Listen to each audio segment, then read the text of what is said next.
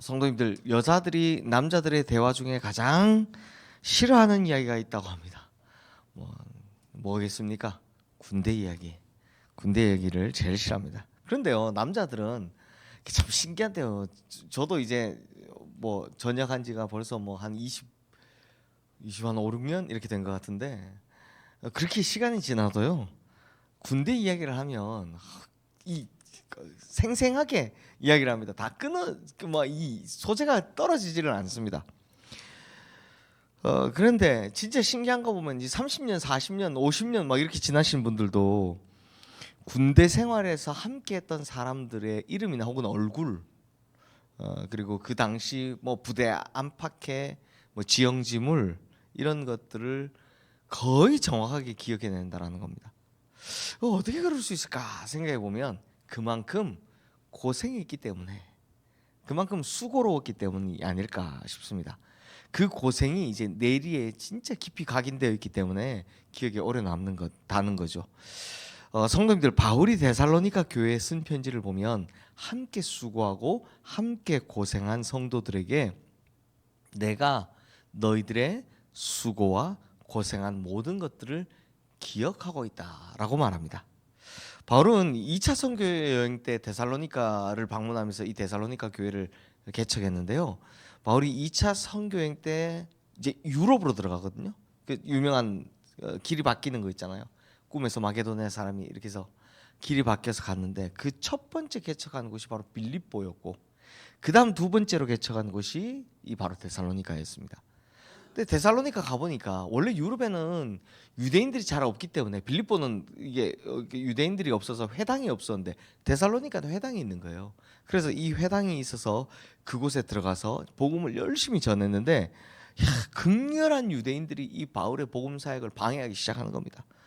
어떻게 하냐면 이 불량배를 동원해가지고 이 바울 일행이 복음을 전하지 못하도록 아주 그냥 막 잡아가두려고 난리를 친 겁니다. 그래서 더 이상 복음을 전할 수 없다라고 생각하고 이제 인근 도시인 베레아로 이제 옮겨가게 되는 거죠. 또 거기도 교회를 세우게 되죠. 하지만 데살로니가에 있던 유대인들과 불량배들이 이 베레아까지 바울 일행을 쫓아온 겁니다. 잡으려고. 그러니 베레아에서도 더 이상 복음을 전할 수 없어서 바울 혼자 배를 타고 바울 혼자서 이제 아덴, 성경에는 아덴, 이제 아테네로 가게 됩니다. 그래서 바울은 또 아테네에서 복음을 전하고 그것을 떠나서 고린도에까지 이르게 되죠. 근데 이 고린도에 이르러서야 데살로니가 교회를 향한 편지를 쓰게 됩니다. 그 편지가 바로 지금 우리가 보고 있는 이 데살로니가 전서인 겁니다. 성도님들, 바울은 여리고를 다녔지만 데살로니가처럼 환난과 어려움에 직면한 곳도 드물었고 없었고, 데살로니가에서처럼 큰 고난을 당한 기억도 없었습니다. 그래서 급히 떠나올 수밖에 없었던 바울, 사실 도망친 거죠. 그런데 걱정이 되는 겁니다. 야, 내가 거기 남겨두고 온 성도들 어떻게 생활하고 있을까? 신앙생활 잘하고 있을까? 야, 또 어느 무슨 교회처럼 복음이 변질되어서 그렇게 되지는 않을까? 이런 고민을 하고 궁금하기도 하고 염려가 되기도 하고 하는데, 놀랍게도 들려오는 소식이 은혜가 되었습니다. 데살로니가 교회 성도들이 그 환난과 극심한 고난 가운데서도 믿음을 굳게 지키고 하나님 앞에서 잘 살고 있다라는 소식을 듣게 된 겁니다. 그래서 너무 기쁜 마음 그리고 감사한 마음을 담아서 이 편지를 쓰고 있는 겁니다. 그러니까 데살로니가 전서의 이제 기조가 뭔지 아시겠죠? 고맙다, 기쁘다, 이런 기조입니다. 자, 이런 배경을 기억하시면서 오늘 본문 2절 3절 말씀 다시 한번 읽겠습니다.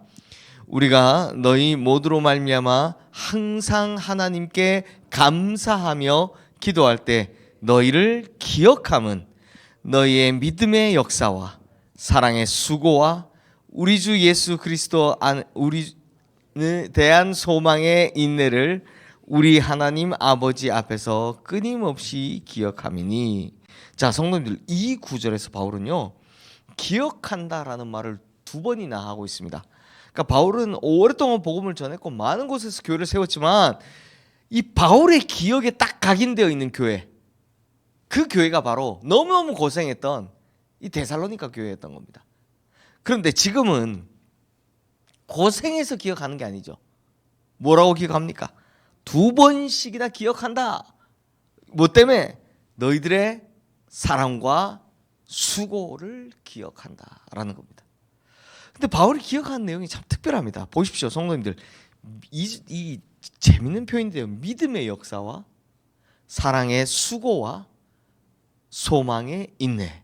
요 세 가지는 꼭 외워두시면 좋습니다. 이게 왜냐하면 요걸 기억한다고 하는데 바울의 신학의 핵심이 우리 성도들 잘 아시다시피 믿음, 소망, 사랑입니다. 그러니까 바울은 복음에 대해서 쫙 설명하고 나서 성도들이 삶으로 실천해야 되는 실천 항목, 덕목을 이야기하는데 그 세 가지가 바로 믿음, 소망, 사랑인데 오늘 데살로니가 전서에서는 뭐라고 합니까? 믿음의 역사, 사랑의 수고, 소망의 인내라고 이 바울의 아주 바울의 중심적 신학 개념을 이야기하는 겁니다. 근데요, 성도님들, 이거 제가 간단하게만 설명해 보겠습니다. 우선 믿음의 역사를 이룬다라고 하는 건 이 깊이 묵상해 보면 믿음이 역사를 이룬다라는 겁니다. 이게 성경 전체를 통해서 하나님께서 주시는 교훈이죠. 예를 들면 제일 먼저 대표적으로 믿음의 조상 아브라함을 보십시오. 아브라함은 하나님의 부르심을 받았을 때 땅 한 평도 없었고요, 자식 하나도 없었습니다. 그런데 하나님께서 하늘의 무뼈를 보여주시면서 너의 자손은 이렇게 많아질 것이다 라고 했을 때 아브라함이 뭘 했습니까? 하나님의 말씀을 그대로 믿었습니다. 그 믿음이 지금의 이 큰 역사를 이루어낸 겁니다. 그러니 성도님들, 우리도 영적으로 아브라함 자손들 아닙니까? 그러니 믿음을 굳게 붙잡고 있으면 뭐가 일어난다? 역사가 일어나게 된다는 겁니다. 데살로니가 교회가 그랬습니다. 그들은 개척된 교회였고 처음부터 예수 그리스도를 아는 사람들이 아니었습니다. 그럼에도 불구하고 이 사람들은 바울이 전한 복음을 믿었고 그 믿음이 역사를 이룬 거죠. 그래서 그 믿음이 그 마게도냐와 아가야의 전 지역으로 퍼져나갔고 데살로니가 교회는 바울이 간 곳마다 그 믿음이 역사를 이루었다고 칭찬하는 교회가 된 겁니다. 그러니 성도님들, 우리의 믿음도 역사가 이루어질 줄 믿어야 한다는 겁니다. 이뤄야 한다는 거죠. 자, 다음으로는 사랑은 뭐라고 표현됩니까? 수고, 사랑의 수고라고 표현됩니다. 이게 왜냐하면 사랑은 언어적으로는 명사인데요, 실제적으로는 동사이기 때문입니다. 자, 우선 예수 그리스도께서 사랑의 수고를 몸소 보여주셨습니다. 주님께서 보여주신 사랑의 수고가 뭡니까? 십자가에 달려 돌아가시는 것. 그걸로 말미암아 우리에게 그 사랑을 확증하셨습니다. 그러니 사랑한다고 말해놓고 그 말을 실천하지 않으면, 사랑을 명사로만 놔두면 그 사랑은 절대 수고가 아닌 거죠. 즉 수고 없는 사랑은 절대로 나타날 수 없다는 겁니다. 하지만 데살로니가 교회 성도들은 사랑을 수고로 이루어 냈습니다. 즉 실천했다라는 겁니다. 그래서 바울은 그들을 칭찬하고 너희의 수고를 기억한다 라고 말하면서 특별히 사랑의 수고를 언급하는 거죠. 그러니 성도님들, 사랑은 연필로 쓰는 게 아니고요, 말로 하는 것도 아니고요, 행동으로 나타내야 한다라는 겁니다. 네. 마지막으로 소망은 뭐로 이어집니까? 인내, 소망의 인내. 이건 뭐 잘 아시겠죠. 바울이 이 데살로니가 교회 성도들이 소망을 인내로 잘 이뤄냈다고 칭찬하는데요, 성도님들이 소망이 뭐냐? 이 미래에 대한 어떤 꿈, 비전을 말하는 거겠죠. 그러니 하나님께서 나의 기도를 들어주실 것이다 라는 걸 믿고 소망을 가지고 기다리는 겁니다.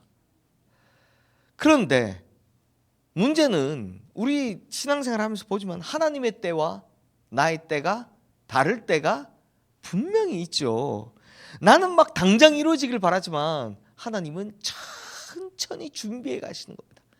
완벽하게 이루시기 위해서. 그러므로 우리가 소망을 가지고 기도할 때는 뭐가 필요하다는 겁니까?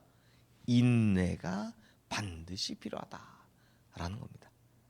보십시오, 성도님들. 바울이 데살로니가 교회 성도들을 기억하면서 너희 믿음의 역사와 사랑의 수고와 소망의 인내를 뭐한다? 기억한다라고 말했는데, 이게 바울이 기억한다라는 말은 그렇다면 하나님께서는 어떠시겠느냐라는 겁니다. 당연히 하나님께서는 더 크게 기억하시겠죠. 더 크게 칭찬하시겠죠. 자, 그렇다면 성도님들, 하나님께서는 우리를 어떻게 기억하시길 원하십니까? 하나님의 기억 속에 나는 어떤 사람이길 원합니까? 기억에는 좋은 기억도 있고 나쁜 기억도 있습니다. 그렇다면 당연히 하나님께 나는 좋은 기억으로 남아야죠. 하나님의 기억 속에 내가 나쁜 기억이면 큰일 나는 거 아닙니까? 그러므로 우리 모든 성도님들께서는 하나님 앞에서 좋은 기억으로 영원히 남으시기를 주님의 이름으로 축원합니다. 또한 그 하나님의 기억 안에 우리의 믿음의 역사와 사랑의 수고와 소망의 인내가 각인된다면 하나님께서는 우리의 소원과 기도를 다 응답하시고 기억하시며 친히 이루어 주실 줄로 믿습니다. 그러므로 하나님 앞에서 우리도 좋은 기억으로 영원토록 남게 되기를 소망합니다. 이 시간 오늘 주신 말씀 기억하며 함께 기도하겠습니다.